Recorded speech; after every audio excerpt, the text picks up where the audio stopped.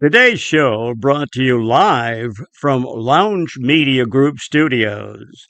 It's Pedro with the Logistics Lounge.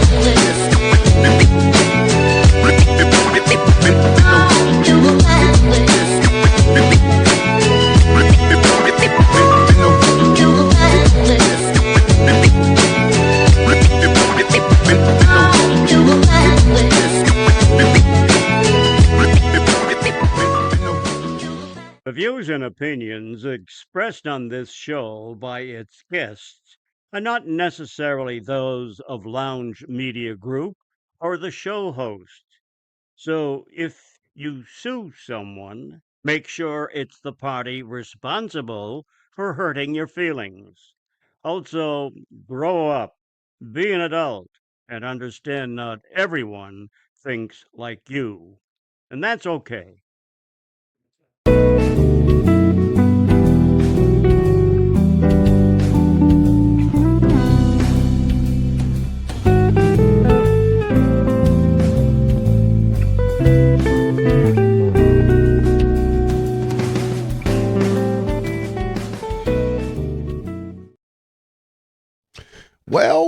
Well, what's crack-a-lacking out there, everybody? Hope everyone's having a wonderful Wednesday. Mine has been an absolute crazy house. But hey, we're here now, right? We're in the lounge. We got our boy JR with us. We're going to chill, kick back, pop a top, talk shop, and we're just going to have a good time. But before we do, going to catch up on some stuff. Been a little bit MIA. Shows have been a little weird. I know schedule's been kind of all over the place, but we had some things planned here in the lounge. We had the Wheel Jam truck show going on, and then we had to go up to Chicago, hang out with our homies at Freight Ninja, do some things up there. So we had to put the show schedule on a little bit of back burner, but I tried the best at I could to make sure I was still putting some stuff out, man. Let y'all know what was going on. Tried to go live or went live there at Wheel Jam. And we had an amazing show up there in Chicago last Thursday. So hopefully everyone has had their little fix of the lounge, and we are going to be back on a normal schedule for quite a while now, for at least the next month and some change, because we will not be leaving again till Texas Trucking Show. Really looking forward to that. Good friend Dale Prax with Freight Validate. He's going to take care of me and send me there, and we're going to have a wonderful time doing our after party with the Greater Houston Trucking Association again at Kirby's Ice House. So always look forward to that. And I don't know. That's about it for right now. We'll talk about what we got going on, next week or later on this week, next week. More shows, all that stuff at the end, like we normally do. But we're going to move things right along here. I'm going to get into some news. Pretty good story here going on. So figured everyone would be interested in this because we got a trucking association that is suing some folks, suing the government, trying to make things right. So let's go ahead, get to this news. Lounge Media News, brought to you by AR Doc Pro and sourced from truckingnewshub.com. All right. Like I said, Trucking Group here has filed a lawsuit to revoke California and New York states' abilities to issue CDLs. Small Business and Transportation Coalition, better known as the SBTC, has filed a court petition seeking to force federal regulators to decertify the CDL programs of New York and California. The petition filed June 10th asked the court to review actions by the FMCSA and the US DOT and order those agencies to revoke authority of New York and California to issue CDLs. This is escalating a dispute over immigration-related licensing policies and the ELP, or English Language Proficiency, requirements for commercial drivers. The SBTC argues that the FMCSA has already determined that both states were in substantial noncompliance with federal CDL regulations and therefore must be decertified under federal law. Organization contends that federal statutes require the Transportation Secretary to prohibit a state from issuing CDLs once such a determination is made. This filing was made in the U.S. Court of Appeals for the District of Columbia, specifically challenges FMCSA's April 16th final determination regarding New York and also seeks relief related to a January 7th determination involving California. The SBTC alleges the agency improperly failed to act on a petition it submitted in May of 2025, requesting decertification orders against several states, including New York and California. This coalition said that the FMCSA audits initially identified 24 states and the District of Columbia as being in substantial non-compliance with federal CDL requirements. According to the filing, New York and California ultimately received final notices of their noncompliance after federal reviews of their handling of non-domiciled CDL and permit applications. Finally, petition alleges that New York's noncompliance rate exceeded 55%, while California's was about 25% during those federal audits, and they argue those findings legally trigger mandatory decertification processes. So, we'll see what happens with this, right? As usual, ladies and gentlemen, there's a lot more in this article than I read. I just try to give everyone the cliff notes. It'll be posted up here in about 14 minutes. You can go and read the thing in its entirety. But really interesting stuff here. We all watched this kind of unfold in real time, when all this ELP non-domicile thing came out, and then they started doing audits of the states, trying to find out who wasn't in compliance. New York and California, obviously, were front page above the fold news on this thing the entire time about, how they weren't just keeping up with the things they were supposed to and were just, grossly incompetent of the way that they were handling their CDL program. So I agree. They should have been stripped, should have been 100% stripped, taken away. If you can't be in compliance and you reach that legal threshold that you shouldn't be doing these type of things and issuing CDLs, definitely should be stripped until some type of auditor, whatever, come back in there, point out exactly all the things that's wrong, and you set in place a plan to correct all of those issues. So we'll watch this unfold as I get some more info on it. Things keep going. I'll keep the updates rolling on it. But there you have it. News, everybody. FMCSA, they're getting sued, getting told that they need to be doing their job a little better than they have been. So. You got any comments about that? You can throw them in the comments now, or you can put them on the post when it goes up. And now, going to move on to our guest, right? Moving things right along here. Look at that. Boom, underneath the 10-minute mark. Let's go, baby. All right. Y'all have seen him on the show plenty of times here in the lounge. He is with us weekly, pretty much, on the Road Dog Coffee podcast. So finally have got him in here as a solo guest to talk about his background in trucking, where he's been or what he's been, where he's been, how he's been doing it, and how he's been able to survive in it this long. In addition to talking about his first book in a series that he is writing. So really excited to talk to him about that as well. So without further ado, J.R. Elrod, everybody.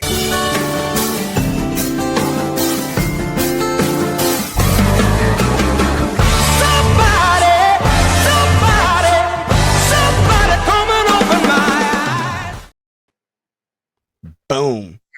Just like I promised you, gangster rap. I didn't hear it. I couldn't hear anything. Are you serious? Yeah, I'm serious. All I saw was the video. I didn't hear any of the I didn't hear the music. I ran into that earlier with your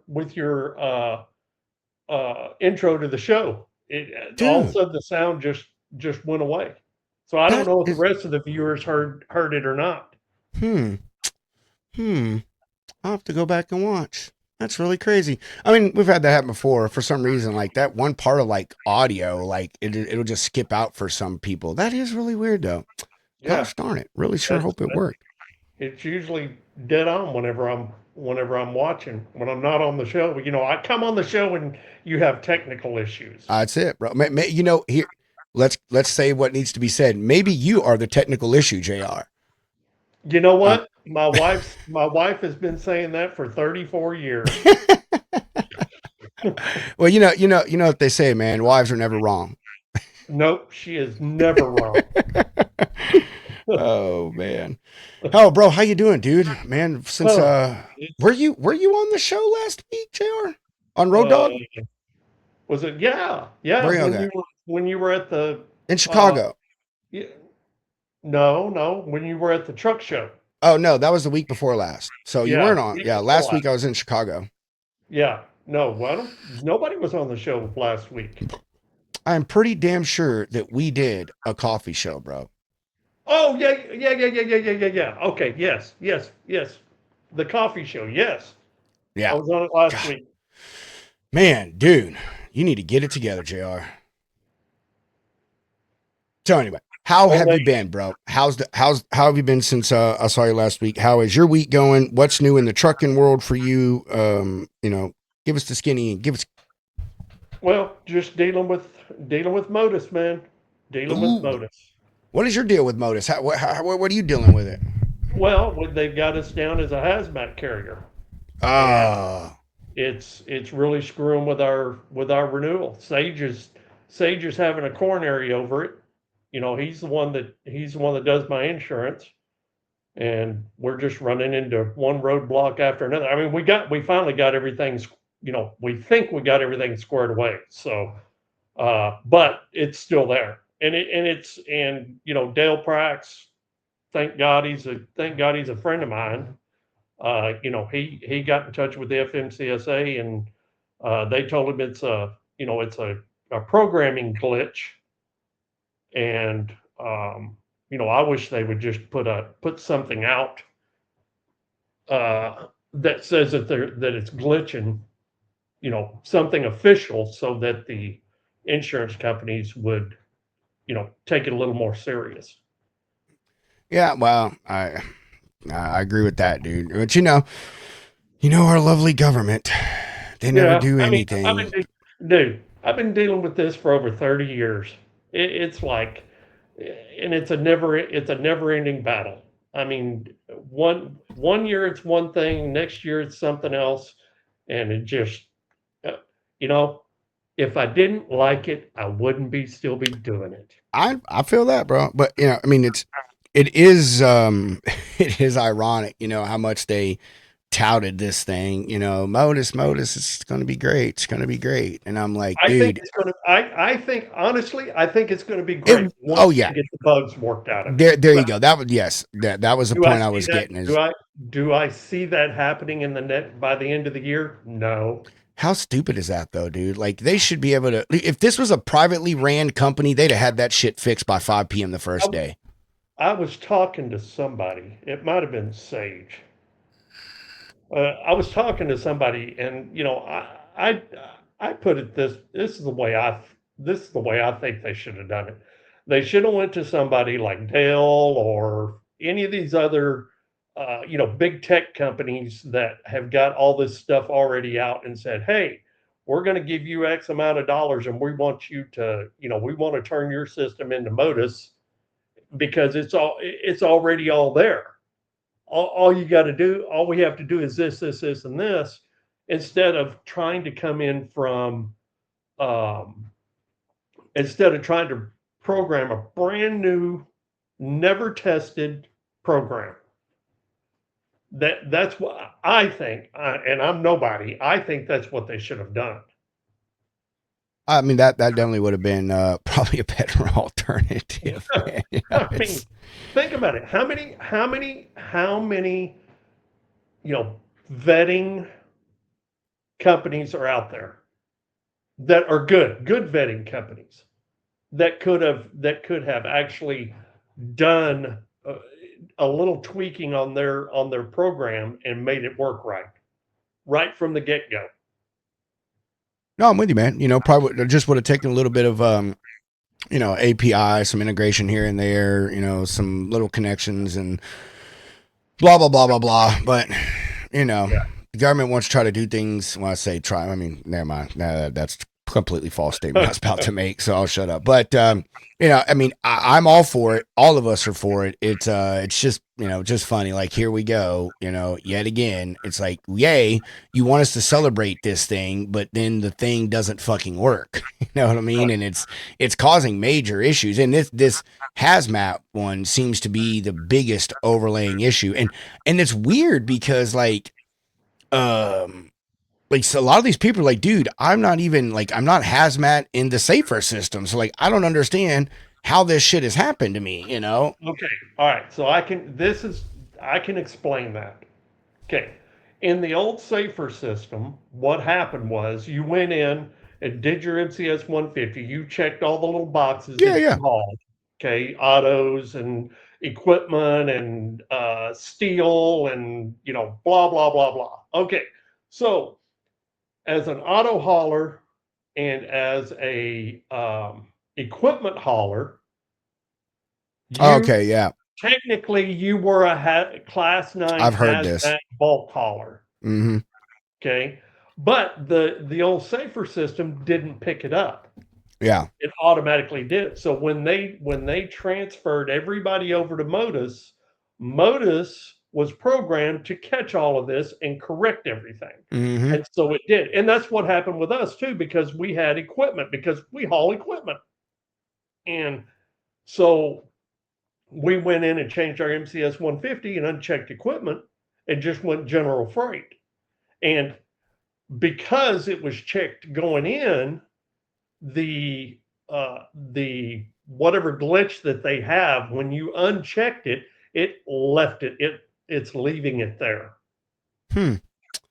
Interesting. I heard what you were saying, what you said though about the auto hauling equipment thing. So that's interesting, man. I mean, you would say it's a glitch. I mean, it kind of did what it was supposed to do. It just did it the wrong way. You know what I mean? So Right. yeah, and again, and you figure it would be as easy as them going down the hall and knocking on a door and be like, "Yo, Jim, we need you to go in here and fix this shit." You know what I mean?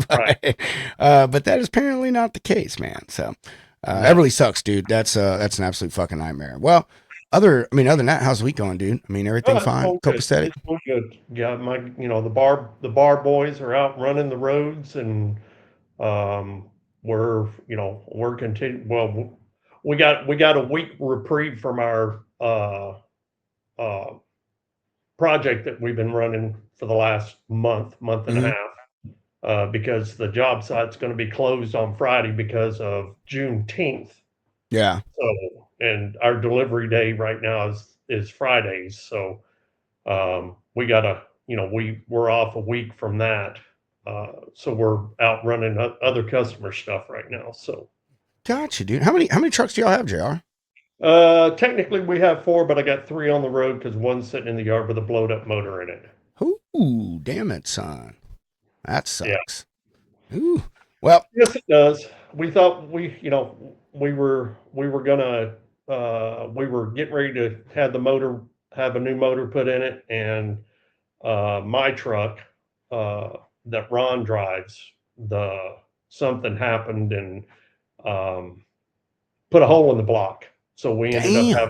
we ended up having to put a new motor in that one instead. So now it's just we wait. Now we're back to waiting again till we come up with $60,000 to put a motor in this other truck. So Holy shit, is that what it is? Drop a new motor? yeah, basically, yeah. Yeah. We're looking if we can find a good used motor somewhere. Um, we can cut that way back, but we have to find a good motor. Yeah, So you and all the other people looking for a good used diesel motor. yeah, yeah, Hey, yep. maybe you should look into doing what my buddy Braden did, man. He's got a Pete that he put a fucking Caterpillar tractor engine in that shit, dude. Like, Oh, really? yes, Wow. yes, and they drive it every single day. He hauls equipment and stuff with it, and he does farming. He did it because I think he said he needed the lower end torque or so. Right. That motor does something that like a stock Pete motor can't do, and so he's like, man, fuck it, I'll just swap it out. Yeah, man, he put a freaking Caterpillar tractor engine in there, dude. Wow. Yeah, that thing's a beast, man. That thing's I bet it crazy. is. Yeah. I bet he could attach that to the moon and pull it all the way to Mars. Prob freaking bleed, dude. Probably. And like I said, his main gig is farming. So I mean, man, he's hauling around those big ass spreaders like almost on the daily. And he goes and gets his own equipment, and he gets equipment for like other farmers that don't have trucks in the area. So oh yeah, man, Right. I can just imagine the shit that he does with that thing. But hey, there you go. Maybe he can find you a Caterpillar tractor engine, man. Nah, Probably cost you I more. don't like Caterpillar. I don't like Oh, Caterpillar, so oh God. I'm a Oh God. Cummins guy. You're about to get a bunch of unalive threats in your DMs Yeah, now. I know. But okay, so let me expand just a wee bit on that. Okay. If I could find me an old 3406B, Yeah. I'd buy it. Though to me, those were the good motors, all mechanical. And yeah, parts for cats are more expensive and what have you. But if I could find, I had my first truck had a 3406B in it. I hauled I hauled big, heavy, oversized stuff in a cab over that had a 3406B in it when I first started, and Holy shit. that thing would pull the earth. I I know. mean, just pull it. You wanna know what my engine preference was as a driver? Was that? Whatever fucking engine was in the truck the company gave me. So that's what it was, bro. I didn't care. Did it start up and go down the road? That's all I gave a shit about. Well, I there's something to be said for that. But when you're the one, when you're the I one know, dude. paying Yeah, paying for everything, you I got to agree. go with Agree. what you Totally agree. I never. But and two, it really to me it doesn't really matter these days. It really doesn't matter what motor it is. Um, you have to really look at what's it going to cost me to maintain it. mm-hmm. Where can I save? Where can I save? How can I save? What's going to be my best option? The crazy part about all of the engines now is they all have the same problems, which is it's electrical issues like ECM shit, or it's all def related stuff. Yep. Yep. So like there you go. There you go. There's the two problems: all the dang electronics and the fucking def, man. Like that is the stupidest. That is the stupidest thing we ever came up with. This and like Agreed. that person should be tarred and feathered, bro. I'm like, You can thank the EPA for all of that. oh yeah. Well, yeah. But there was one singular idiot or small group of them who came up with the idea in the first place. Or what it was probably someone came up with def by accident, right? They were just messing around in their garage and like, oh crap, look, I just came up with this thing, just like gasoline. Like gasoline was only it only got used. It was a byproduct. And they're like, oh, we got to find something to do with this shit. It's just sitting around. Nobody wants it. What can we do? Oh, we'll make sure all the cars run on it. So maybe that's what DEF was, man. They just invented it by accident, and they were like, hey, you know who will buy this? The government. Because that stuff does not. I mean, I say it does nothing. I mean, it does do what it says it's going to do, but God, it just ruins everything it touches, man. Well, think about this for a second, Pedro. When they first came out with that, you could get DEF for about 99 cents a gallon. I believe it. And nowadays, hell, it's as expensive as the diesel is. Is it really? Yeah, it's like I don't look. I don't pay attention to it. I think when I put some DEF in my 1 ton earlier in the week, I think I paid 403 for it a Holy gallon. shit! Now, mind you, it was only what 10 less than 10 gallons, but It doesn't matter. it doesn't matter. I'm looking it up right now. Just figure your first 10 gallons of that plus the first Woo. 10 gallons of diesel. Yep. Guess what? You just paid over $10 a gallon. Damn, look at this. So yeah, right. Quick little Google search. National DEF price right now is between $3 and $4.50 a gallon at the pump, and $6.50 to $8.50 per gallon when you purchase the little 2.5 gallon jugs. Holy shit, dude, that stuff is high. Yeah. I mean, I had DEF. I mean, I ran DEF, in the trucks I did. But again, I was a company driver. I didn't fucking pay attention to that price, bro. Like, hey, I'm Right. going where you told me to go fuel. If it costs too much, that's your problem. You're the one that sent me here. I hate to be there. I took care of my truck, man, but like just some things is like, hey, this isn't my business to be worrying about how much the fuel is. This is your problem. But Right. yeah, that DEF stuff is too. I got into it like right before it became a thing. I started driving in 08, and my first 2 trucks, maybe 3 trucks, I didn't have DEF in them. My first truck was a Century Class, and then I had a Pro Star, the first gen International Pro Star, and then I had a Volvo. And I don't think I had a 07 Volvo, and I don't think they had DEF in either of those. No, Pretty it damn didn't come sure. out till 08 or 09. Yeah. Yeah. I mean, Yeah. you had in the 07, you had the EGR and stuff in it, but you didn't have, Yeah. it was still what they consider pre-emissions. Yeah. Yeah, I love those. I hated after DEF. Every breakdown I ever had was DEF related, bro. I'm serious. Every single, but other than tires, like blowouts, whatever. But Right. every single breakdown I ever had, I lied. Besides the International I had, that had like a massive electrical issue. But yeah, every breakdown I ever had was a fucking DEF problem, man. I know the feeling, man. I know the Ridiculous. feeling. I know. All right, JR. I knew this was going to happen. That's why I literally put in the thing and a bunch of other random stuff. That's how I fucking do. Oh, like I know me and It JR, happens man. every time we get together, Pedro. It is. That's what I was just about to say. Like every time me and this dude get together, we just start a rambling about nonsense, man. All right, brother. So we'll go ahead and dig into it, man. And I'll start you off like we've been starting everybody off here for almost 3 years now, and that is, who is J.R. Elrod, and how did you get to be the owner of Bar Transportation and a newfound author of a book series? Well, this is going to be kind of boring to start off with, but I got out of the Army and didn't know what the heck I was going to do, and jumped in a truck with a friend of mine, and just to kind of figure out what I wanted to do as an adult. And he taught me. He was an owner operator. He taught me all the ins and outs, and told me, kind of explained to me the old fashioned way of doing business. This is how you do it. And he taught me, and and then I ran off on my own, and I was a company driver for about probably 20 minutes, and figured out real quick that I hate stupid people. And it's not that it's not that I think I know everything, because I don't, but I know quite a bit, even back then. And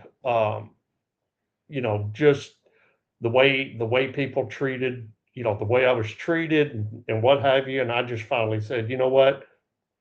I just need to go buy my own truck and and do my own deal. So that's what I did. I bopped around a few leases here and there. I leased a Landstar. I leased who all Daily. Um, Leased to one other company. I can't remember which one it was, but anyway, and I was a heavy hauler, so that's kind of what I did, pulled an RGN around. Uh, and then I got the bright idea one day that, hey, I need to be off on my own. I know what I'm doing. I can go do this myself. So I did, and lasted about a year, and I lost my backside on it, and lost everything, and turned around and started all over again. Um, I've done that a few times. Um, Anybody that starts out and says that they don't is, either Trump or somebody else, Anyway, I've done the majority of my trucking career has been oversized and heavy haul. I did pull cars for about 8 years, I guess, until everybody and their mother decided to get into it, and the rates went in the toilet, and then I came back to oversize again. Um, then my wife and I started bar transportation. Um, we started with just me out running the countryside, and then we slowly but surely started building it up. And we've had as many as 20 trucks, a lot of owner operators. A lot of it was owner operators, a few of our own trucks, and just over the years, it's just been up and down, up and down. And finally I just decided that instead of doing the up and down thing, just stick with what I know and how I know to do it, and then start working our way back up again. We decreased the size of our fleet back in 23 due to the freight recession, and we just got down to where we're at now, which is 4 trucks. And uh, I was one of the drivers for up until last year. Up until I think August of last year, and I came into the office full time. So that's my story in a nutshell. Awesome, dude. I love that. And we'll move on to the book stuff here in a minute. Want to kind of stay on the trucking thing, man. It's not all the time that we get someone on here that it has your tenure in the industry, man. You and I talk about this frequently, and we were talking about it backstage. That you've been in this since the late '90s. So I mean, you have seen. We talk about cycles in this industry, just logistics period, and that includes trucking. So, you've been there for a lot of these cycles. I got into trucking at the end of the last horrible freight recession we had, and that was in '08. I know you remember that shit. Oh People are yeah, back to doing 55 miles an hour on the highway again. Diesel in '08, diesel was what it is today, $5 a gallon, ladies and gentlemen. So just think about that for a minute. You think you got it bad now, go back sometime when the dollar didn't have as much power as it did, and you were still paying these same exact prices. So, well, and two, the when the in '08 when the fuel prices were up, I mean, if you were lucky, the best rate you could get was $3 a mile. wow, really? See, I didn't know. Yeah, I didn't. Wow, yeah, that was one of the best rates you could get, was about $3 a mile. I mean, I was there were the one-off deals, but for the most part, about the best you could get was $3 a mile, and you thought you were in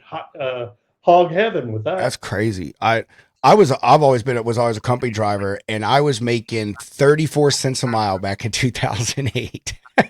You know what I was paid when I first started? I bet like 19 cents, huh? Yeah. Yep. That's crazy to think about I that, mean, isn't it? if you saw $650 a week, you were Bro, you I were rolling. JR, I thought I was hot shit when I was a truck driver. First $1,000 check take home that I ever had for a week span was when I was a truck driver, dude. I was like, I don't know what to do with myself. Like, oh my God, I'm rich. Oh man. So anyway, it has changed. I mean, it from the time I started till now. It and again, the whole thing about trucking is it you can't really put a uh, time frame on it, but it's cyclical. I mean, we go through these where it's the customer, it's customers, uh, um, where the customer's in charge, and then it'll roll over where it's the truckers that are in charge, and you just have to go with the cycles. But the thing is that you have to be smart when it's in the cycle that it is in now, and put money back, because when it flips, you got to have the money to be able to make it to the next flip. yeah, dude, and that's the part that is a lot of people are just kind of focused on right now. Jr. Is this the next flip? Yeah, yeah, it is. I mean, and it's not going to last forever. I mean, it's me personally. I think it'll last until, if we're lucky, it'll last until the end of Q4 of 27, and then it'll. Yes. And I bet I'm going to add, this is a trick question here. I really hope that you have the same answer to this that I have in my head. Why do you think it's going to quit in Q4 of 2027? And here's a better question if you don't know where I'm leading. What is going to happen next year in 2027 that is a major thing that always shifts everything in this country? The election. Fucking boom, baby. Thank you very much. Boom. There you go, Well, man. Got it. and two, right now the data centers and the AI centers, they're running hot and heavy. Oh, yeah. They Mm-hmm. Sooner or later they're going to get them all built, and when they True. do, it's going to dump a whole lot of capacity back into the open market. Yeah. And that, because, okay, like us, we're running data center stuff now. I mean, we're under contract until whenever it ends to run this data center stuff. And when it's over, now mind you, we only have 4 trucks, but it's going to dump my 4 trucks back into the market. And now think of it in a larger term.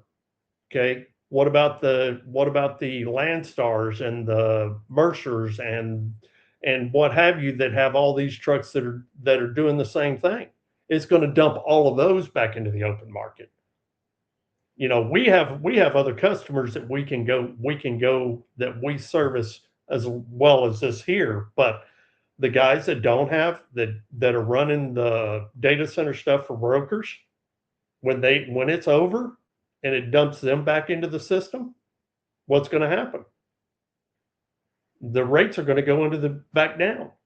Oh yeah, man. And it's going to be the exact reverse effect of what we're dealing with right now. And that's the thing is, we lost a lot of this capacity that we have recently because of the ELP, the non-domicile driver thing, blah blah blah.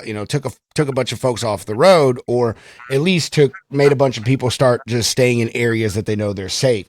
So now, like you said, man, when this thing comes a crashing down, because it always does. We said it several times already. This is a cyclical industry, man. It runs on cycles.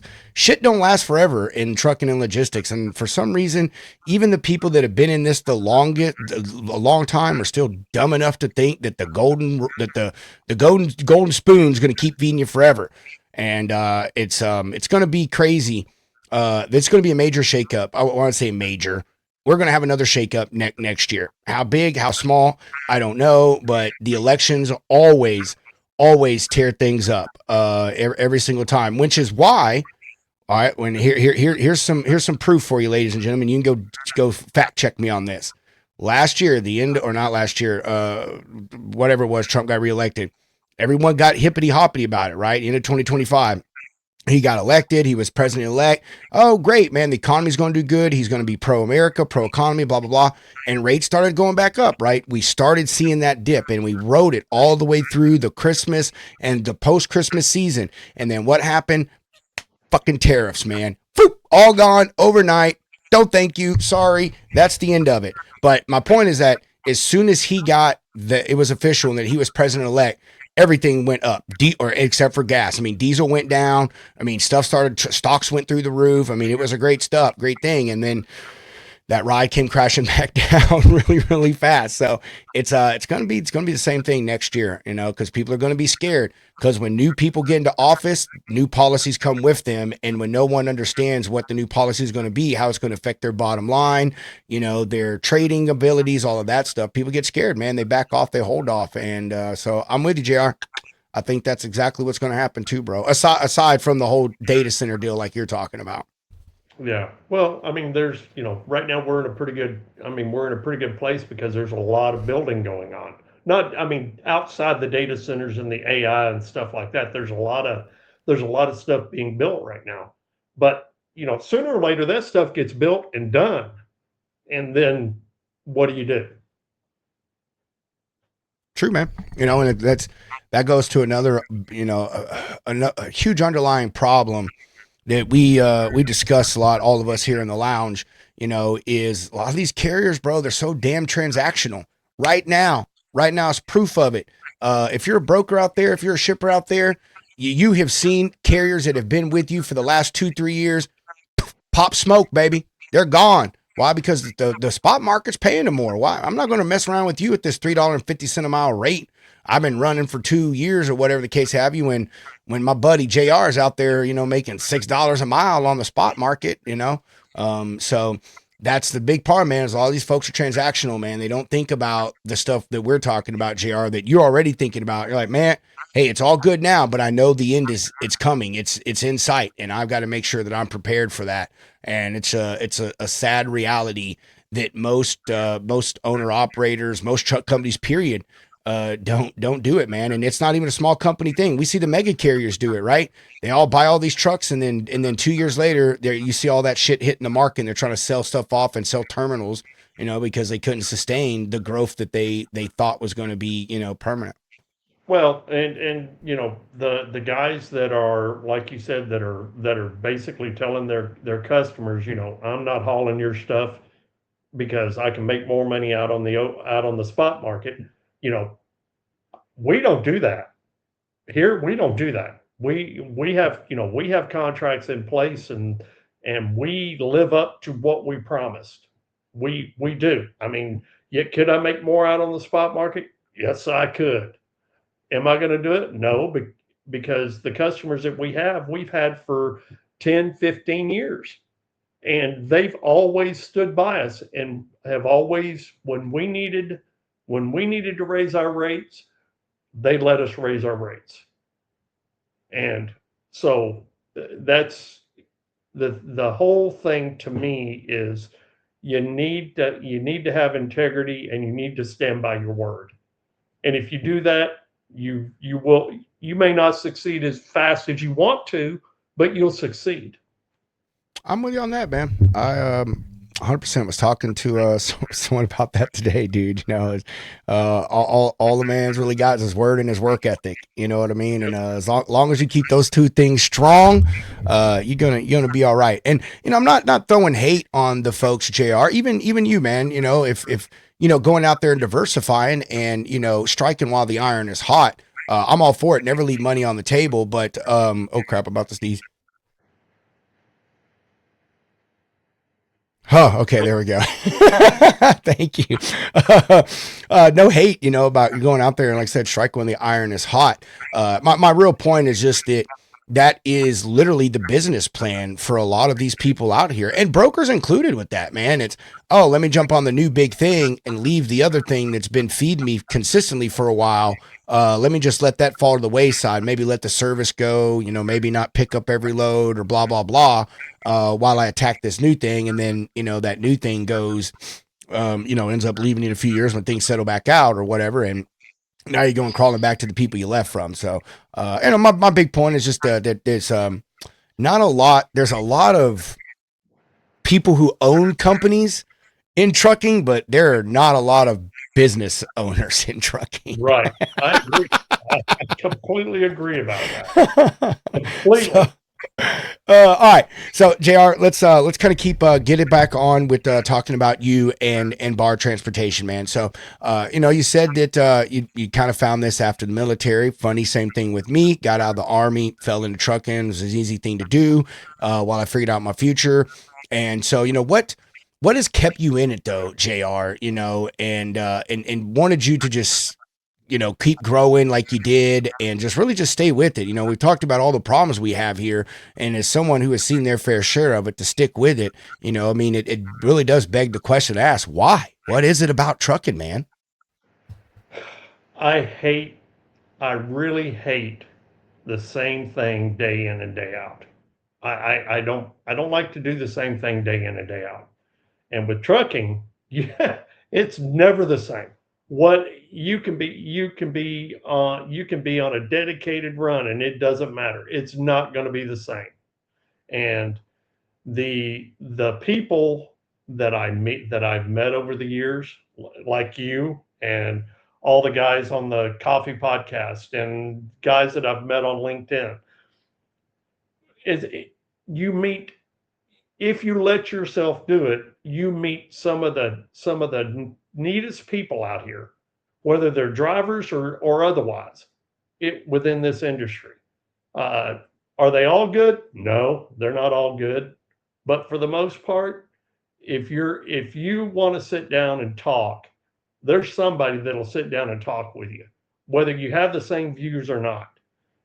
And the whole thing is not everybody has the same view, just like your opening thing said. You have to be able to listen, have a discussion, and then not let it piss you off because the other person doesn't have the same view as you do. And that's what I like about this. It's like, even with my drivers, we don't always agree, but we can sit down and talk about it and know that we disagree. And then when we're done, get up and shake hands and still be friends. This really is an interesting industry filled with very interesting people. I am so with you on that, man. And I was talking with someone about this yesterday, I believe, about just how diverse just trucking is in this, right? Like let's not even talk about logistics old, just trucking, man. You're a great example. You do oversized or dimensional, man. There's van, there's reefer, there's LTL reefer, there's LTL van, there's this, there's that. There's so many different things. It's such a diverse industry, and with so many different types of people doing different types of things, and it's almost endless, the skill sets that you can learn in trucking and how you can pivot from one thing to another, all the new things you can learn and experience. Like you said, no day is the exact same in this industry. Yeah, you may be in the same truck, kind of doing the same tasks, but no day is different, man. The scenery changes, the idiots on the road change, the craziness at the shippers change. It's and there's always new and developing challenges. Just because you've hauled something 500 times does not mean on the 501st is going to be like the previous 500. You know what I'm saying? It is a very in what? If you have 500 that are exactly the same, I want to meet you and I want to shake your hand. I know that's fucking right. So, I guess a little bit more conservative thing would be if you've done something 3 times, it's gone, right? Because that's probably about all you're going to get, man, doing this stuff. But it's a wonderful place to be, man. Wonderful industry to be in. And I think to call a home, bro. I mean, I've been in this crap 20 years. I tell you, I think I tried leaving it after the first 2, and here I still am, so it is quite amazing. So JR, let's let's talk about your longevity in this, man. And I'm not trying to make an old person joke here. Everyone can see that you have gray hair, so that's evident to people that you're an aging gentleman. But like I said, you've But seen a lot of stuff, man. So like, let's talk about you as a business owner in this, Jerry. What were some of the hardest learned lessons, some of the biggest struggles that you had coming up in this and building your industry, man? And I asked this to try to give some advice to maybe some other new company owners, owner operators that are coming up in this, trying to build. well, I in the break check podcast or interview that I did, he asked me basically the same question, and I'm gonna say exactly pretty much the exact same thing I told him. Okay, one of my faults early on was thinking that I knew it all and that I knew better than the person that had been in it 10 years longer than I have, and finally I started listening to people who have been in it longer than I have, and even some that haven't been in it as long as I have. Started listening to what they had to say and actually listened and didn't tune them out because I don't want to hear what you have to say. Um, and one old guy, and including my wife, also she is a big part of this too. She said, you need to get with people that you trust that know about this kind of stuff. Whatever it is, it doesn't matter. Finance, trucking, um, you name it. Okay. I have mentors. I have people that if I have a problem, I can pick up the phone and call them and say, "Hey, I'm going through this right now. What do I do? What would you do?"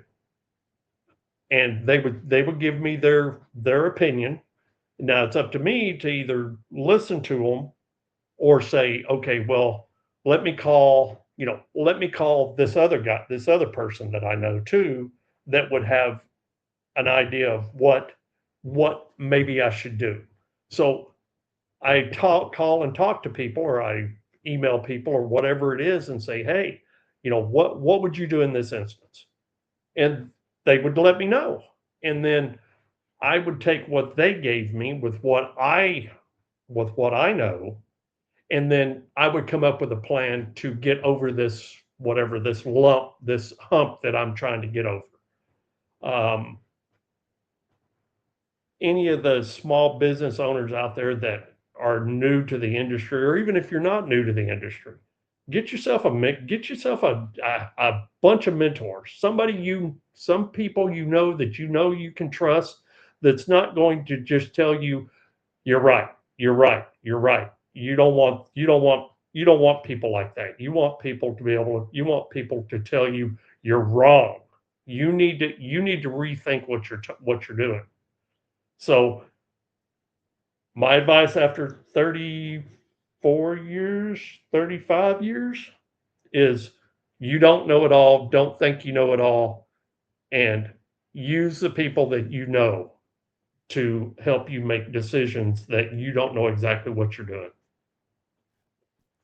That is a fantastic answer, man.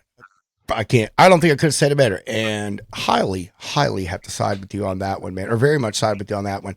And what you said there at the end, dude, took me back to 2008, man, in Fort Worth, Texas, sitting in the driver's seat of a Century class Freightliner with my trainer's dad, Donnie Powell Sr. And dude, he was teaching me how to float because I could not drive a stick in a truck. In the Army, everything is automatic and no company would have hired me. And he's like, dude, I'll teach you how to float in 5 minutes. And he fucking did. But the thing he told me before we got out of the truck, because I asked him, I said, Pal, or Pal Senior, so everybody called him. I was like, Pal Senior, what advice would you have for me, man, as a new driver? Like, what is the number one thing you think that I need to focus on? And he told me, the day that you think you know everything about this industry is the day you need to quit it. I have carried that piece of information with me in everything I've done, man, in logistics, like period, like because he's so right.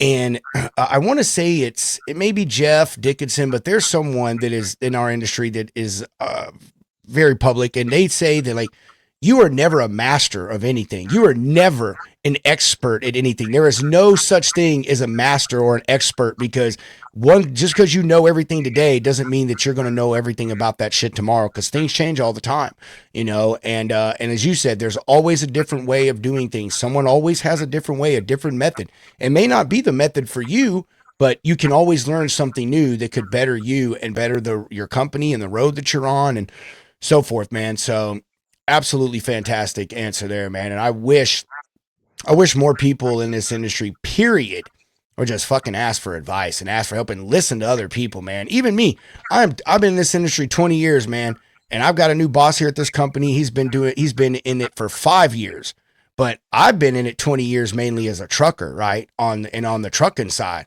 I'm kind of new to the broker stuff, and here I am, literally learning from someone that I have a kid this guy's age. And I'm like, dude, like fucking guy's smart, man. He knows what he's doing, knows what he's talking about. But he just has a different method, and I'm having to adjust to that. But I like it. I like the way that he's doing. I like his train of thought. So here I even am thinking, oh man, I kind of know what I'm doing, and freaking learning to someone that I'm old enough to be their dad. Hey, I got a 19-year-old son that I learned from. I mean, not for business, but other things. Uh, it's and I learn from my wife every day. I mean, something Is especially she in my watching life. this, JR? Because you've given her a lot of compliments. I know, I know, I know. Joking. She is the reason I'm where I'm at today. Ah, man, ditto with that, bro. It's just uh, I can't give my wife props enough for what she's gone through for the last 34 years with with our companies. We've had money, we've been didn't know where we were going to get our next meal from, but we've always ended up surviving because we did it together. So it's it's a we have a great love-hate relationship. I'm with you on that too. My wife and I are the same way, man. People hear the way her and I bust each other's balls, and they're like, "Damn, dude, are you guys on the verge of divorce?" No, man. What are you talking about? This is wow, we do, man.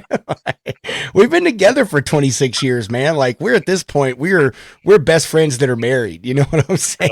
Like, and we treat each other as such. So I'm with you, man. I wouldn't be where I am without my old lady either, man. She's definitely the greatest decision I ever made in my life, and I'm really glad that I made it early. So, all right, before we get into the book thing, man, because really want to talk about that kind of very much intriguing trucker who wanted to be an author. So, everyone's got a hobby. Really interesting to learn about how you got into that. But before we do, trucking, Jr. As someone who's been in this really long time, man, you told us your story. Said a lot of your biggest struggle was kind of getting out of your own way, which I think is true for a lot of folks in this industry. And having to learn and listen to people. Make sure you get a mentor. Absolutely fantastic advice. But what do you see? We kind of touched on a little bit ago, but what do you see with the industry right now, man? What do you think that we are moving forward, JR, and that things are improving for all of us, truckers, brokers, shippers, or do you think that we are kind of on the decline and the human interaction, human touch, human face, and all of our part of this is, kind of probably on the way out in the next 20 years or so?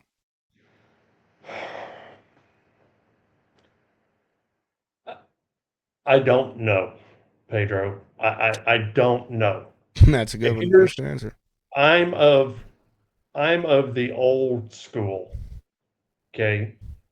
When when I'm when I find a new customer that I want to possibly bring on, um, yeah, the initial is a phone call, but usually the phone call is something like, you got, do you have, do you have an hour to sit down and talk with me face to face? Um, I've heard, these kids that, a lot of these companies and brokers bring in where they tell them you need to make, you need to make 100 phone calls a week or a day to new customers and talk to them and get their business. And I don't, I can't do business that way, because if I sit in front of somebody and I'm talking to them, and I can't bullshit somebody sitting in front of them, because they can see it. They can see it in your face. Um, it is it is important to me to have that human face to face handshake, um, being truthful with people. And I think that's where the longevity of relationships between carrier and customer, carrier and broker, broker and customer, broker and carrier and stuff, is being able to actually talk face to face. Okay. I've been on several of your podcasts. You invited me on because I got a loud mouth, and because I don't care who I piss off. Uh, and I think I think once you saw me the first time face to face on the podcast, you could tell I was real.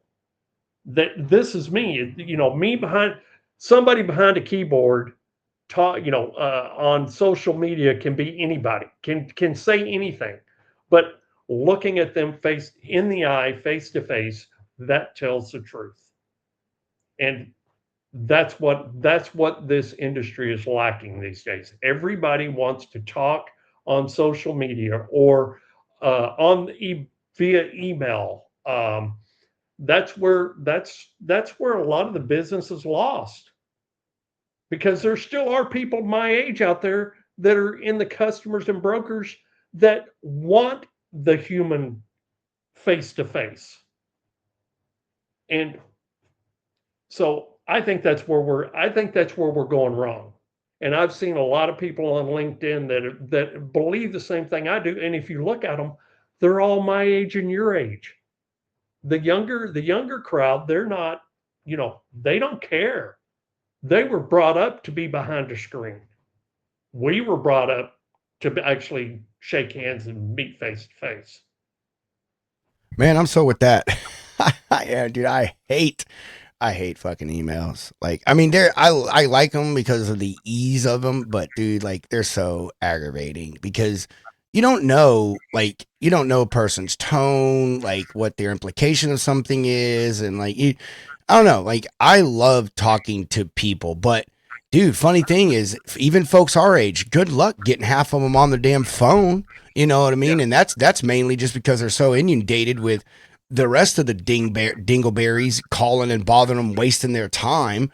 But I'm so with you, man. I saw it today, man. We had got an email from a prospect, and me and both the owners of the company were just happened to be in a meeting when the email came through, and the owner Ben was going to reply, and then the other guy was like, "No, dude." He's like, "Let's just call him. Let's just call him." And he's like, "Yeah, let's just call him." And so we all called him, dude, right there while we're all in the meeting and shit, man. And the lady talked to him for like 30 minutes, dude. I mean, told her almost her whole life story. I mean, wonderful, sweet lady. But dude, we went from a quote to a possible load to from a quote and a possible load to a load getting set up. And now she's telling us about all the rest of the business that she has and how she has a problem. She's having to use more trucks than she feels she needs. And like, dude, we've already come up with a fucking solution for it. All from a phone call, 30-minute phone call.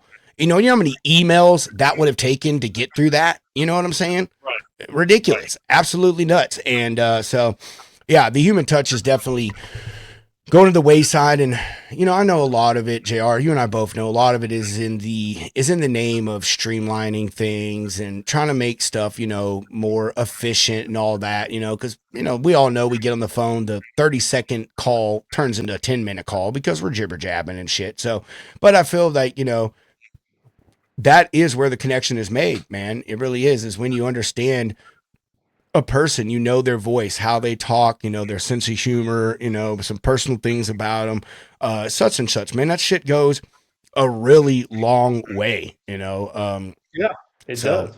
and It the does. fact, Our main customer. I mean, I can, we talk through email almost on a daily basis. But there are times that I just pick up the phone and I call him, you know, and have a conversation with him. It might not be about freight. It might just be, how you doing? How's the family? dude, I have a habit that, man, when my customers send me a quote, I immediately call them. just I reply to their email with the quote, and then I immediately call them just to be like, hey man, look, I just sent that over to you. How you doing today, man? Like, what's all going on? What's the deal with this load? Like I just talk to them like I've already won this shit, and what's all going on with the rest of the day? How's this? How's that? Like, I don't know. That's something I just kind of got into in my first part of brokering, was just like calling folks, and because you send your quote, and then if you're the person that calls after that, start asking questions about the load, hey, I have found more times than not, even when I'm not the lowest, I tend to get that load. You know what I mean? Well, Because, to me, if you don't ever lose that, you'll go far in this industry, I think. I'm trying, bro. I'm trying to. So, but all right, JR. Let's get into the book, man. Let's talk about that stuff. So, where did this come from, man? I mean, is where did the decision to not just write a book, but I mean, kind of come up with a series of books, man? Let's run us through that whole thing, and then tell us about what Frozen Freight Iron Reach is about. Well, where did it come from? Over 30 years of writing it in my head. I've always, had this inkling in the back of my head to do something like this, and just never took the time to do it. I was always too busy. I was, always this, always that, and uh, I have one of my brothers that passed away. He wrote a few books. They were how-to type books. And then Rebecca's best friend, she wrote 3 books. Um, and then I've had a couple other people I know that have wrote books. And one day I just literally sat down at the kitchen table and just pounded out oh, I think it was the first, I think it was the first 2 chapters. And I gave them to my wife and I said, here, do me a favor, read. We were going to Dallas. I said, here, read this on our way to Dallas and tell me what you think. And she read it. And first of all, she looked at me and said, who are you and what did you do with my husband? Um, and she said that, it was, the storyline was good, but it needed some work. So when we got back, I sat down and I went back and I did, kind of did what she said, what she told me to do, and then gave it back to her. And she said, this is where it's at. This is how it needs to be done. Um, it's the the series. I honestly, when I first started, I thought it was going to be just one book just to see how it did. And then the more I got into book one and got through book one, it's like, well, wait a minute, these guys have a lot more in them. They have a lot more to say, a lot more to do. And so that's whenever I decided to make it was supposed to be 4 books, but now it's going to be 5. So, It's gonna be um, fucking 6 tomorrow when I talk to JR. Guess no, what, well, Pedro? maybe. I mean, and here's the kind of not the nice thing about it. Okay, and people who have asked me, I tell them that the majority of these books are to honor the bar boys, which is my guys that are out there every day doing the job. And every one of them are in the book. Every last one of them are in my books. That includes Brett, my operations manager. That's Ron, my lead driver. That's Chad and Ducky. They're all in the book, and we're a big family anyway. And so what I think what these books do is give the novice who's driving down the interstate in a car, and every time they come up to a big truck, they're scared. They're scared to go around them. Well, if you read the books, it kind of explains trucking to an extent. It kind of shows what we go through as truck drivers day in and day out. Yeah, it's set to, it's fiction. But absolutely nobody wants to buy a book on how to drive a truck.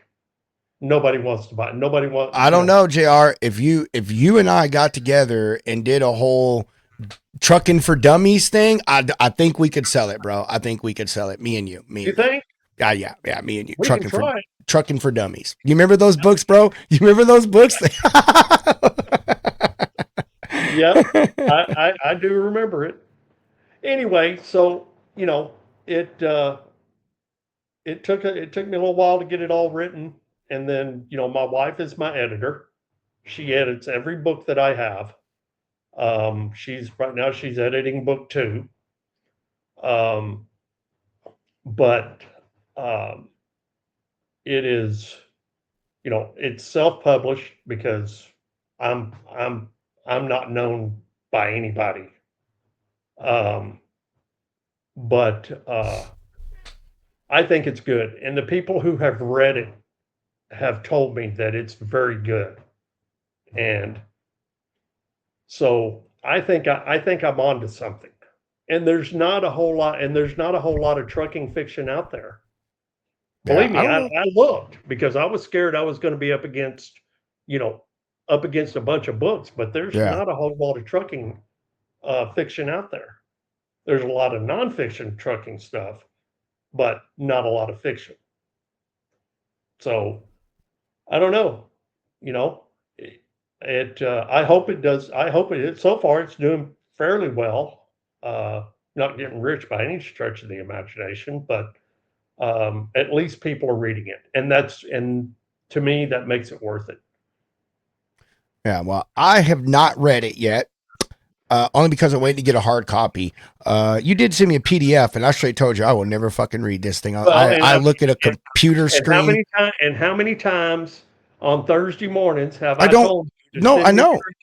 I don't want because I don't want you to send it to me. You and I live too close that there's no reason here soon. Right. You told me we just need to meet in Dallas. Yeah, that's what I said. Yeah, I was like, dude, why do that, bro? When you and I could just meet up somewhere, have lunch, and exchange it in person and shit. You know what I mean? So, I mean, even Gord, I made Gord.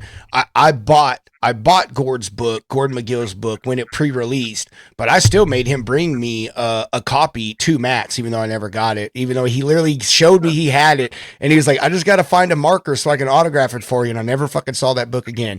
But I still made him bring me one to Matt's because I'm like, dude, I need you to hand it to me, Gord. I want you to put it in my hands, man. And which I'm reading his book right now. His is nonfiction. But it's good. His has a whole amazing story and everything behind it, and it's about the stuff going on and right now in trucking. But I like both things, man. When it comes to things I read, never read anything trucking related, so I am interested to read it. Now, we're talking about this book here, and you kind of gave me a rundown of what it is or what they're about. First off, I did not know this. Is this the second book in the series or what, JR? Oh, this is the first. The Iron Reach is the first one. The second one is the fifth dot. Okay. All right, cool. The way you were talking, I thought Iron Reach was the second one. And I'm like, holy shit, I've already missed something here. So, fantastic. All right. Tell us a little bit more in depth, man. Give us the cliff notes about what exactly Iron Reach is about and how the series is going to play out. You know, is every book going to be about something different? Is it going to be a continuation type thing? You know, give us that information. Well, I don't want to give too much away because there's people that are, there's people that hadn't read it yet, and I don't want to give away everything. But it's basically a group of guys who get talked into hauling these secret military loads from Cape Canaveral up to St. John's, Newfoundland during the winter. And there's a lot of funny stuff in it. A lot of some I have actually had people tell me that they teared up with some of the places in this book.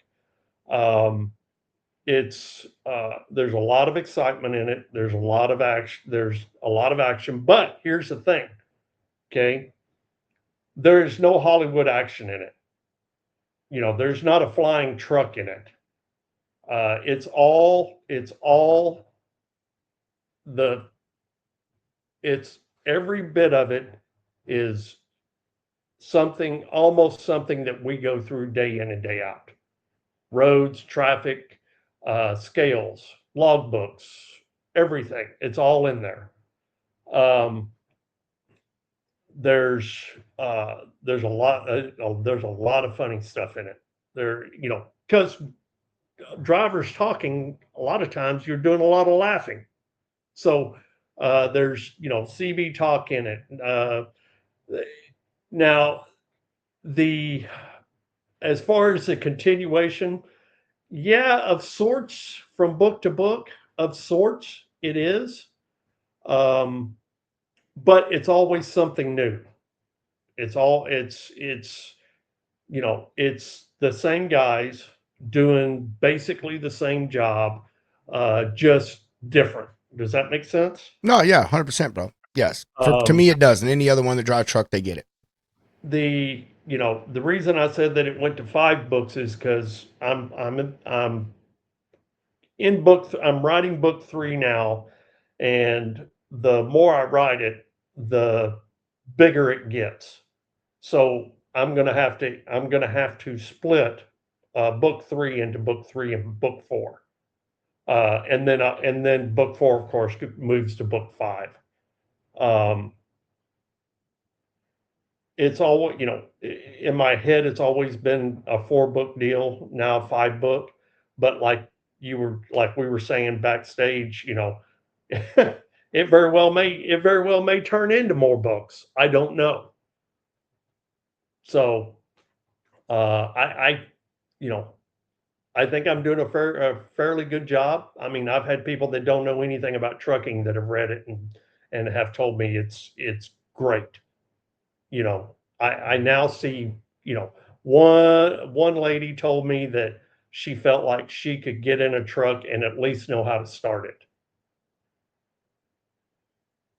Dude, that reader feedback is always the most important, man. And, for folks to be able to read the book and have that type of connection that you were just saying, from someone that's never even driven a truck, which I think is probably the main goal with this. You know what I mean? Obviously, we want drivers to read it, but, we want people that aren't drivers and are outside of the industry to pick this up and read it and have an understanding of, the way things go, but in a fun, enlightening kind of way. I'm sure there's some serious stuff in there, but like you said, a lot of it's a lot of joking and, going back and forth and just a lot of day-to-day issues and stuff. And, I think those are the important factors that we need to be highlighting about the stuff that drivers go through and also about what makes it fun about being out there on the road, what pulls people to this industry, man, because it is always something different, and some days you're laughing, some days you're crying, some days you're fucking yelling. Well, pretty much every day you're doing all those things, actually.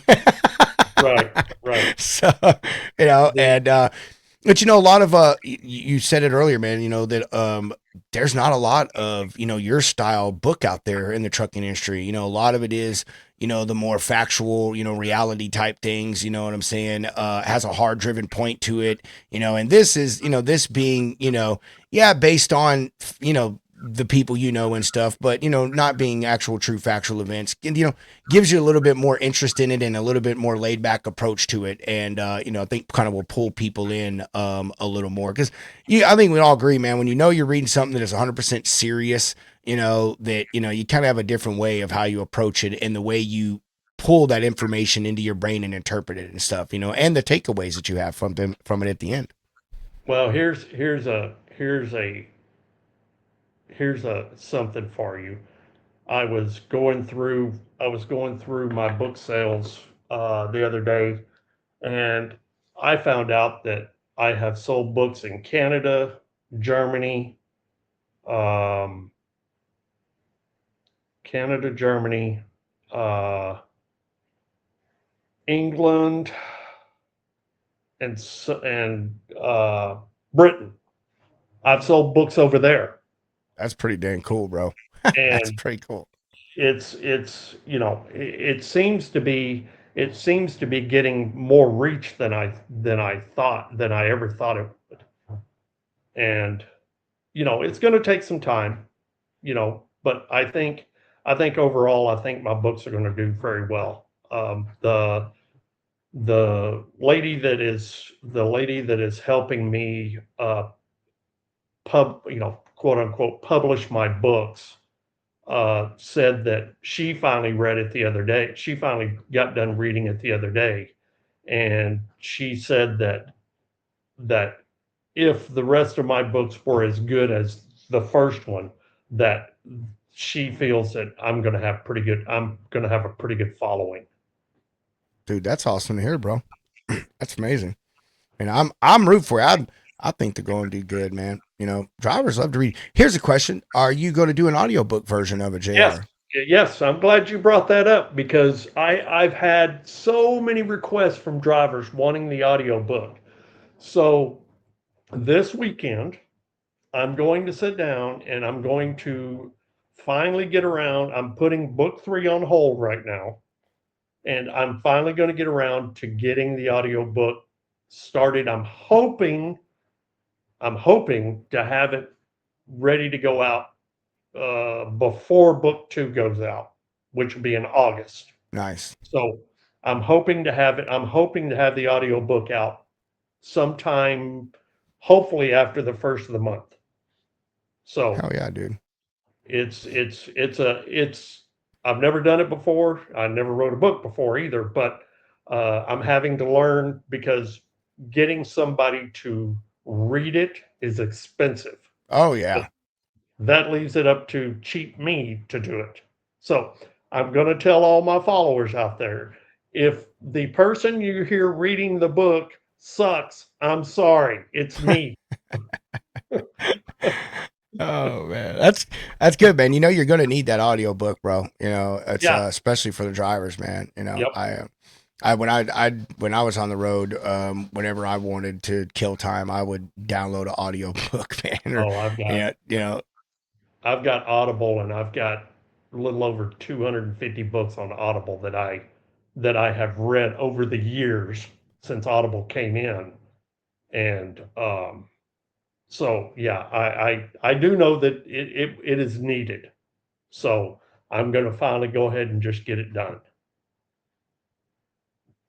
Well, JR, man, I'm excited for you, bro, to do this, dude. I know this is a new venture for you, man. Something you've never tried, but when you joined the military, that was something you never fucking thought you would try. When you got out of that and you got into that truck with your buddy, that was something you thought you would never try. And same thing when you bought your first truck and started your company and so on and so on and so on and so on. So Yeah. When I learned to be a pilot, are you a I pilot? yeah, yeah, That's pretty cool, man. yeah. How big of a plane can you fly? Or are you a helicopter pilot? Just single engine right Oh now, yeah. single engine, but I Uh, can do high performance. So the plane we had had a Beechcraft Bonanza, VTEL Bonanza, and with retractable gear and high performance engine and what have you. So, but I want to go. I eventually want to go to a twin. So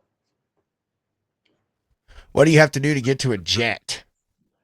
Uh, money, Yeah. money Yeah. and training. Yeah. It's not that hard from what I Mm, hear. mm, Um, it's it's just training. That's what it amounts to. yeah. Going up to anything, it's just learning what to do and what not to do, and what's safe and what's not safe. Yeah. Just like trucking, it's exactly like trucking, except you're doing it in the air. Yeah. And it's You and don't it's you don't weight. you don't have a shoulder you can pull over on when you break down. Oh man, you better hope that fucking autopilot's working. Oh man, that's pretty cool, dude. Pilot's license. That's interesting. I never thought about getting my pilot's license. If I did, I'd only want a helicopter though. Helicopters are cool, bro. That's when I first started, that's what I wanted to do, but man, Yeah. it's expensive. Is it really? It's freaking expensive. I bet. I bet it is. And then to get the helicopter, if you Nah, rent, man, helicopters are cheap, bro. Helicopters are fucking cheap. I done looked them up, dude. Helicopters are cheap, bro. They are. They're cheap. Cheap as play. I mean, you can find a plane cheaper, but a new helicopter, they're cheap, dude. You can get them little like bubble nose ones that like a 2-seater, man, like 100K, bro. Cheap, yeah. man. Cheap.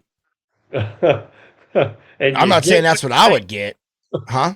and you get what you pay for. I mean, they're pretty good. The company's a really reputable company, man. They just I cannot remember. It's a big company. It's just that's Robin, just huh? probably Robin's, I think probably. that's it. Yeah, that's just what they make. That's just their fucking thing. That's just what they do, and they do it so well that they're able to do it at a fair price. So yeah, man, it's like 100 grand for a Hmm, helicopter. It's not bad at all, dude. I'd hmm. rather have a plane though. I mean, I would for comfort. I mean, I'd rather have a plane, but just for if I'm the one driving it, I just think a helicopter would be more fun. Oh yeah, I agree. Yeah, I agree. and because, dude, there would be nothing more fun than just like, going to your homie's house and just like rotor washing the shit out of his front yard. You know what I mean? Like, I only want it so I can terrorize my friends. Like, I'm on my way over, JR. All right, Pedro, see you in a minute. But fucking neighbors will love you. Oh, my neighbors are used to it. I used to overfly my house all the time. So, Oh man, dude, that's fucking good shit. All right, JR, we're coming up on an hour and a half here, so oh, I is knew that this was long? gonna happen. I know I knew it was gonna happen. That's why I said we're gonna talk about a bunch of random shit because that's exactly what JR and I do. But hey, before we wind it down here and I get to do some sponsor love, what are your exiting comments, questions, concerns, updates? Or do you want to give yourself and your company some plugs where they can find you, do some business with you, and where they can find and buy the book? Well, you can find Bar Transportation at bartransport.net.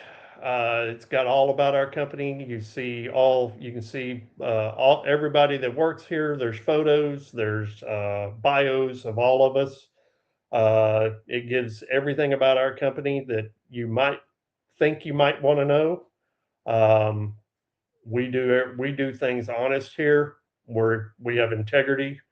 We don't lie to our customers. We tell them like it is. Either they understand or they don't. Plain and simple. Uh, as far as my books, uh, Frozen Freight Iron Reach is on Amazon. It's on a bunch of other places too, but most people buy it on Amazon.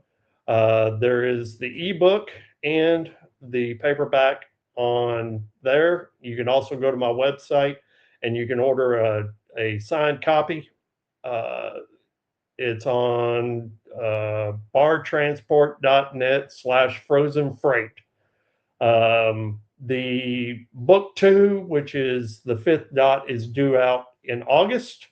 There is a website for that also, and it is bartransport.net/fifth dot. There's a pre-order on there for the fifth dot. Um, if nothing else, go into my website and go to the book uh, web page and put your name and email address in, and I'll keep you up to date as to what's going on with my books. Um, if you've read If you have already read Frozen Freight Iron Reach, go to the fifth dot, and there's a contest on there for, I'm giving away 10 free ebooks early. As soon as we get done editing and get everything ready to go, there'll be 10 people that will get a free ebook for answering 2 simple questions about the first book. Um, let's see, you can catch me on LinkedIn. I'm all over it. I've got a little series that I do on there called Camp Soapbox. And if you want to know why that is, just ask Pedro. He'll tell you. I don't care who thinks what. I just speak my mind, and that's where that comes from. So that's me in a nutshell. And JR, we love you for that, man. You know, we do. Even though we're concerned every time you come on the show that we're going to get nasty emails afterwards. No, I'm joking. I love it, man. I love it. I think the world, everyone in the world needs to practice fucking bluntness more. And you know, people say honesty. I'm not talking about honesty. I mean bluntness. Just like fucking tell people the way you feel, man. Like it just is what it is. Stop worrying about people's feelings, dude. They'll get over it or they won't. You know what I mean? If it hurt your feelings, there's a reason to hurt your feelings. It's probably because it's true, dum. You know what I mean? Like Jesus, God. There have been many people on LinkedIn that have told me I have the gift of gab, bro. Because when I comment on something, it should be an article all to itself for the comment. I have the gift of shit talking. That's my gift. Seriously, dude. That's all I do, man. I don't know. I just say what's on my mind, man. You know, I ain't got no pulls for nobody. I don't pull back for nobody. Like if I think it, for the most part, I just say it. So you never really have to worry about what I'm thinking because I probably done already said it. Yep. And and 2, I'm going to be at the Houston Truck Show. All right. So I've already got my reservations for the hotel, and I will have books out there for sale that I'll sign. I'm hoping that Pedro will let me, sit at his booth and I don't have a booth, bro. I don't do booths. And sign books, and if anybody watching here that's going to have a booth that you want to have somebody sitting there signing books, I'm happy to do it. If I had one, I would let you hang out, but I don't do a booth, bro. I feel like, I mean, this is not me talking crap about people who do booths because I understand why they do. But me personally, I'd say Hunter and I, man, we came up with this thing like, I don't know, when you do a booth, you're tied to that thing, bro. Yeah. Like you are fucking stuck there, man. And I don't want to do that. Like I am too energetic of a person, just be standing in one place all day, shaking babies and kissing hands. You know what I mean? Like I can't be doing that. I agree. I don't think I've ever done a booth at a truck show. I walk around, I usually have t-shirts made or something for advertising, and I just walk around. Yeah. I'll gladly come crash your booth and I'll come hang out with you at your booth. You know, if you want me to come there and chill or whatever, I am so happy to do that. But yeah, I don't do the booth thing, man. But I'm glad you're going to be there. So we're gonna have a good time, man. I love the Texas Trucking Show. I was actually just talking with my homies from the Greater Houston Trucking Association earlier today. Cause we always do, or I'd say, I'm going to say we at this point, because I've been helping them the last 2 years with sponsors and shit. So we put on this big old after party at Kirby's Ice House. And that's one of my favorite things about it, dude, because everyone comes over there and we hang out. And we just have a really good time, have a couple hundred people, and we just talk shop. And the Texas Trucking Show is indoors in July. How much freaking better can life be, man? You know? In Houston, Texas in July, end of July. You got to be indoors in the air conditioning. You got to be indoors anywhere in Texas after March. You know what I'm saying? Pretty much. Dude, I mean, I went and did the, let's see, I'll do Old Town Rig Down. That's in September. It'll still be hot as balls here in Texas. And then Dragging and Pulling in the Pines, that is also in Texas in middle of October. And it'll still be hot. I was there last year, dude. It was 90 freaking degrees in October. This is ridiculous. Yep. So, anyway, We're gonna do some sponsor love, ladies and gentlemen, and then we'll come back and we will talk about what we got going on the rest of the week into next week. So throw some love to our homies at Freight Ninja. If you are looking for truck parking, industrial outdoor storage, place to put them trailers and chassis, or place to call home for your company, man. Freight Ninja's got a whole bunch of locations all across country. They'd love to help you out. What am I doing here? What is going I don't on? know. With over 50 locations nationwide and site features like LED lighting, security fences and gates, and of course, assigned spots. Freight Ninja is truck parking done differently. View all of their locations and find out more about the benefits of Freight Ninja at freightninja.com or give them a ring at 844-303-1505. Make sure you use code Lounge Ninja to get special pricing. Man, just a heck of a day here for me. I'm telling you what, these technical difficulties is driving me up the wall. Did you read that that article I did? I think it was Monday on parking, on truck Yes. parking. I did. It is. I think, me personally, I think paying somebody like Freight Ninja or one of the other parking places is better than paying the truck stops to park. I'm fucking with you, dude. I'm with you. And here's the other thing. Here's the thing about it that I say, and you and I have been doing this long enough. I may not drive anymore, but I still consider myself a soldier at heart. I still consider myself a driver at heart. Fucking, you were paying for parking when I was driving in 2000, back when I started in 2008. This ain't nothing new, ladies and gentlemen. And let me tell you something, drivers.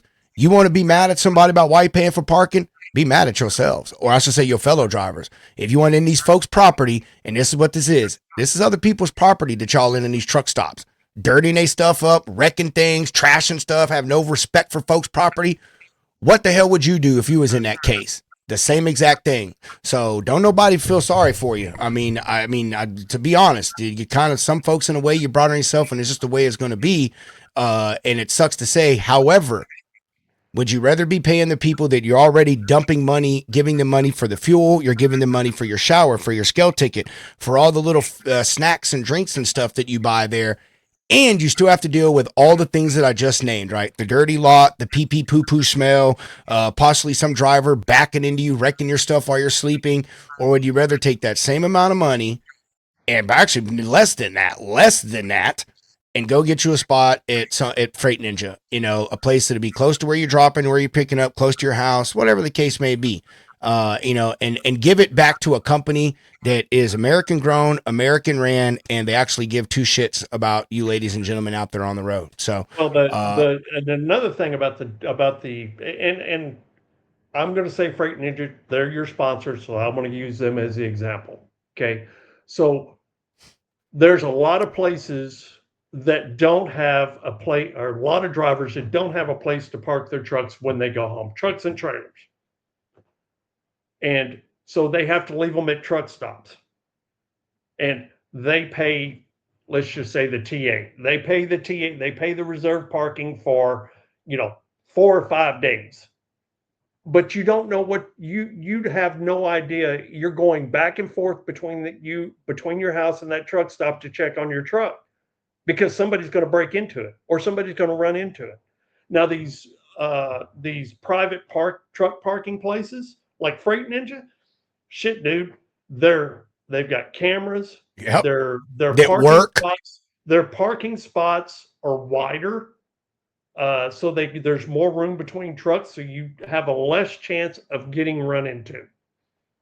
Yep, you're right, dude. You're right.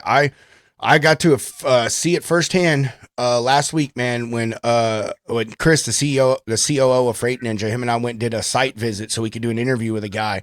And I saw it there, man. Like, I mean, the place was massive, dude. It was absolutely massive. And even the spots you have to back in, you can straight back it. Like, there is so much room, you don't even have to worry about angle back, and you just pull yourself up and straight back right into the damn thing. And in addition to it, another good point that you brought up that I noticed when I was there is it also gives you a safe place to leave your car. You're not parking your car or having to get a ride to go to your truck, man. Like these drivers, because you have an assigned spot. They pull their truck out and then they back their car right into their spot. Not so anyone is going to take it, but boom, there's a safe place right there. You know what I mean? And so, yeah, dude, I'm all with it. I'm all for it, man. I mean, it sucks that paid truck parking has to be a thing, but it just is what it is, man. I mean, it's going to be what it's going to be. To me, it's great. I A think lot of people like it more, JR. Like, a lot of people like it more than doing it at the truck stops. And a lot of people are like, oh, well, where am I going to shower and get something to eat, da da da. And it's like, dude, like, I don't know about y'all. Like, when I was a driver, I used to take my shower during the middle of the day. Like, I would stop, and this was even before 30-minute breaks. I would stop and take a 30-minute break, and I would go fucking shower in the middle of the day because truck stops are empty. Nobody's there. You know what I mean? And as far as getting something to eat, I mean, every place delivers now, and this is an actual address. You know what I mean? So, well, here's my question. So you said I don't think I've seen one of the Freight Ninja places yet. What are they doing for oversize? How are they doing oversize? they don't have a ton of oversize, but what they do, they basically, like, they work out a deal with multiple spots is what it is how they're doing it. So you're getting multiple spots and they're working out a deal on the cost of it and stuff. I want to say, I could be wrong on this. Actually, I know I'm not wrong on this. They are with some of the newer sites that they're doing when they do their surveys, because Chris and all them, before they like build a site, they do a survey of like, what's the type of freight that mainly comes through here? Is it drayage or whatever? And they try to make the site around that main type of freight. So they have some sites now that they're just trying to add in some oversized stuff into some of these more major manufacturing areas, you know, like Ohio, where there's a lot of steel beams and stuff that come out of, you know what I mean? SoCal, where there's a lot of the equipment that comes out of there, you know? So they are trying to implement that just into a lot of the new sites that they're building. So, but dude, when I was on this site in Chicago, man, there was everything there. I didn't see an oversized deal, but we were there in the middle of the day, so that doesn't mean anything, you know what I mean? But dude, there were tankers, vans, reefers, just chassis. There were containers on chassis, like flatbeds. Like, it was everything in that freaking yard, man.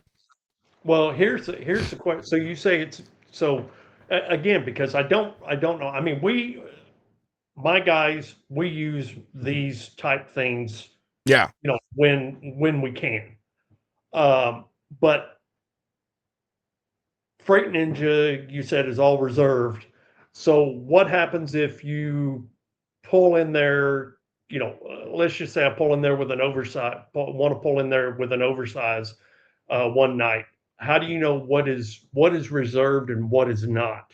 Because Are the spots marked like yes, 1, 2, 3, 4, 5? yes, And yep. when you pull in, and I guess on the app, when you say, okay, I need 2 spots, let's just say I'm 14 wide, I need 2 spots, and they side by, you know, can you specify you need 2 spots side by side? Because like at the truck stop, one of my pet peeves is I reserve 2 spots because I'm 14 wide, and I get there and there's 2 spots open, but one is here and one is over here. So here's the thing about Freight Ninja that I like, that a lot of their customers like. They don't do an app, man. They are developing one. Chris said they're developing one just to make things easier for the people that they book with, but they like talking to people for the exact thing that you just said. Like, they want to know, what are you coming here for? What are you bringing? What do you need? Do you need a spot here? Like, here's an example. Chris told me about a guy that they have that rents spots from their yard, and he specifically requests a spot closest to the cameras because he hauls nothing but high value freight. And as part of his contract, the truck has to be under watch, like 24 hours a day or whatever. So when this guy has his spot, he has to be close to a camera location, you know, so they can see clearly. Not that the camera doesn't see the whole yard, but he wants to be close. So if anything happens, he has the clearest picture around his truck of something that goes on, and they meet that accommodation for him. So, you know, that's the thing about. So yeah. If one of my guys wanted to stay there, they pick up the phone and they call them and they say, "Hey, this is what I need." Yep, that's it. This is where I'm going. This is what I need. You know, here, you know, this is the site that you have closest to me that I'm looking at. and they just go through the thing, bada bing, bada boom, it's done. 24 hours a day, mind you. Like just because it's on the phone, they don't stop. 24 hours a day. Oh, they got any? Do they And have parking down in Miami? I got 2 trucks with they 14 do. miles They in have Miami. one in, I think it's Deerfield Beach. I don't think it's quite Miami, but it's pretty fucking close. Oh, cool. Okay. All right. Deerfield Beach. I'm gonna look up. I'm gonna look that up. I'm gonna look up Freight Ninja and see Yeah. if I can get my guys parking down there. Yeah, dude. So, but they're great, man. I mean, I'm not saying that just because they're my sponsor. They wouldn't even be my sponsor if I didn't think they were amazing in the first place. And so, I mean, and there's a ton of truck parking people out there, bro. I'm sure I could have any truck parking place sponsor me, you know. But I fuck with Freight Ninja for a reason, man. It's because they're real guys, dude. The owner John dude. He started this because he had a need for his own trucks. Like he's not just some guy that was like, oh, let me just go buy property and park trucks. No, he owned a truck company. His brother still runs a truck company, and they park their trucks at Freight Ninja sites. So, like, you know, But here's the question: do they have to pay for it? I would be, dude. I know John. I would swear. I bet your ass he probably charges his brother double. He probably charges Anthony double. So, but that's another thing about these guys, man, and girls that work there is like all of them are from logistics. John, like this is what he does, man. I mean, literally, even in the building they're all in, his brother operates his truck company on the other side of the wall from John. I saw Yeah. when you were there and you were doing your show from there. Yeah. When you were talking to them, they were saying that Yeah, dude. So, you know, they're all in the same building. they are, man, whole family in there, and they all help each other, man, help each other better each other's businesses, including the parking stuff, man. So I'm all in with them guys, man, and they're doing stuff right, dude. You know what I mean? And they care about the drivers out there, man, and their families, because you know that's John, the founder of Freight Ninja. He is the biggest guy when it comes to family that you ever meet, man. I mean, just he eats and breathes family. That's just the most important thing to him. And so the drivers' families are just as equally as important as the drivers, because he is giving that driver a safe place to park when they're not at home, and that gives their family peace of mind that their family member isn't parked on the side of the highway or in some truck stop in a high crime ridden area. You know, no, they're behind 10 feet of security gate and fence with fucking cameras and, surveillance, all the security, if the site has it, all these things. So, yeah, they care about everyone involved in their transaction or business. So, That's good. okay. More sponsor love. Boy, that was the longest freaking commercial break for Freight Ninja we have ever had. I am going to be, hold on. You can show it in a minute. I got one more commercial and then we can do yours. Shoreline Capital, ladies and gentlemen, for all I did that to John. All your funding needs. Life isn't always full of sure things, but at Shoreline Capital, you can be sure of a lot, like introductory rates starting at 2.5%, funding in 24 hours or less, access to your account day or night with our mobile app, and literal 5-star service. See all our services and why it's always a sure thing with Shoreline at ShorelineCapital.com, or reach us by phone at 801-605-8822. All right.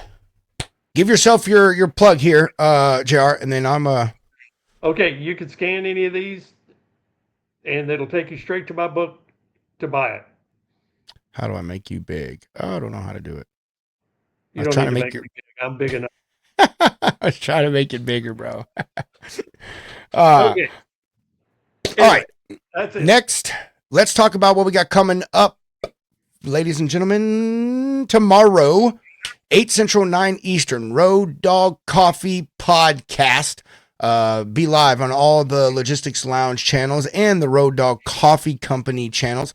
Make sure y'all tune in for that. Wonderful, wonderful show, everybody. We're just going to sit back, relax in the morning, drink some coffee, talk about things happening in trucking and logistics, and probably a bunch of other random crap. If you've ever watched the show before, you know exactly what I mean. It is a wonderful time, though. So make sure you watch in, chime in on that tomorrow morning. Again, 8 Central, 9 Eastern. Friday, no show on Friday. It is my first full week back after several weeks of travel. So I am just going to, well, I'm actually going to take my wife out on a date. I think we're going to go see a movie, dude. You know, movies are still cheap, JR. I did not know that until 2 weeks ago. Movies are still cheap. Yes, but here's the thing. Rebecca and I have tried to go out to the movies a couple of times, Yeah. and the movies are crap. Oh, yeah. The movies are crap. Yeah. I mean, for the most part, they are. But I don't know what we're going to go see. That's the only way they're going to get anybody in there to watch them. Yeah, I don't know what we're going to see, but we're going to go see something and then go have some dinner. So we're going to go on a date. That's what I'm going to do with my Friday night, folks. Well, just go to the Alamo Draft House for the movie over there in Austin, and that way you can have dinner and a movie at the same time, and a beer. Crap. Well, that's great. My wife said my YouTube is not live. That really fucking sucks. Oh, I know why. Ha ha. Oh, Spencer's going to love that. It's because I went live on the Road Dog Coffee Company. Oh, that's freaking hilarious, dude. I have access to it, so I'll just go delete it. That's really funny, though. Dude, I live too far from the Alamo Draft House. I've been there once. It's pretty cool, but I live too far from there. We got the place we have here where I'm at. They sell beer there, so it's not too bad. And they got the reclining chairs, and I think they're heated. Oh, really? Yeah. Heated in Texas? Yeah. It's stupidest fucking thing ever. I know. What dumb came up with that idea? I have no idea. I second you on that one. And then next week, Tuesday morning, 6 a.m. Central, Iron Minds with me and my homies, Nick Klingensmith, Trey Griggs, and Michael Lombard. We're going to do some, going to be working out a little bit, talk some health, some fitness, motivation, just have a good old time. So make sure to tune in that. And next Wednesday, we have the official unveiling. Well, I'll unveil them before then, but the founder of our new sponsor is going to come on our show next week. Next Wednesday, we'll have our new mystery sponsor live here on the Logistics Lounge. It's going to be a wonderful time. This guy is an absolute loon. Had me rolling the entire time we were in our meeting. Really, really looking forward to having him on. Really looking forward to this partnership I've got going with them. We have held out a long time on partnering with someone that does what they do, because pretty much most of the other people that do it aren't too good at it, right? So really, really excited about this, man. These are some wonderful people here, so really happy to have them on board and to be a part of what they got going on too. So make sure y'all watch next Wednesday. And as of now, we have no winners on the contest of guessing who this new sponsor is. I have got so many people that they are so close. Oh, they're so close. And I've told them they're close, and then they just keep getting further and further away. I don't know how that happens. But we have no winners. So if you go and you watch the few videos, I put one out this Monday and I put one out last Monday of the logo reveal of who the new sponsor is. And I put some hints at the bottom of those posts as well that could help you. Anyone that guesses first place, $50 Amazon gift card. Second place is any piece from the Lounge Swag catalog, and I've got a whole bunch of crap. And third place is an Only Freight hat in your choice of color, and you either get this black with the white, or you can get a full black one, or I'd be willing to give you a Logistics Lounge hat as well. So if anyone wants to guess, or if any of you who haven't guessed want to guess, DM any of the Logistics Lounge channels with who you think the new sponsor is going to be. The final video that will reveal them will be out next Monday or Tuesday, but I think I'm going to drop a little hint of who they are. And as a matter of fact, I'm going to do the unboxing of this, but bro, look at this. Look at what they sent me, dude. They made me into a pop, bro. Oh, no kidding. Yeah, I mean, my camera's sitting low now, but everyone to watch show, I have all these pops here that my son's collected, because this is my kids' old bedroom here. And dude, they saw all those pops and had one made, and the other part is covered up because it is my buddy that works with these people, and it says the name of the company, so I had to cover it up. But dude, how cool is that though, bro? Like, you know what I mean? Like, dude. Hey, get him to make one of me, Yeah. one with a big mouth. It's so cool, man. So yeah, really, really excited for them. And that's it. Next Friday we will have a freestyle Friday. So a lot of people have been asking those. We have not had one in well over a month. So we'll be having a freestyle Friday next Friday. So we'll put all that out and be a good time. Get everybody on here and just hang out. So that's all I got. JR, you have anything else you want to say before we get out of Not here, a dude? thing. Not a No. thing. Just catch me on LinkedIn Catch and them go on read my LinkedIn. book. Go read It's the book. cheap. It's only $2.99 for the ebook. Boom. That's a damn deal right there, bro. It's cheaper than the McDonald's dollar menu. Yep. Hashtag bring back the real dollar menu. Before we go over, I'll tell you this, dude, because Nick had put it out. So Nick Klingensmith, he's doing a seminar thing, because he does the motivational speaking, sales coaching, and all that stuff. So he's doing a seminar, and he sent me the link to it. And he was like, "Hey, man," he's like, if you want to come join. I was like, "Oh, of course we will."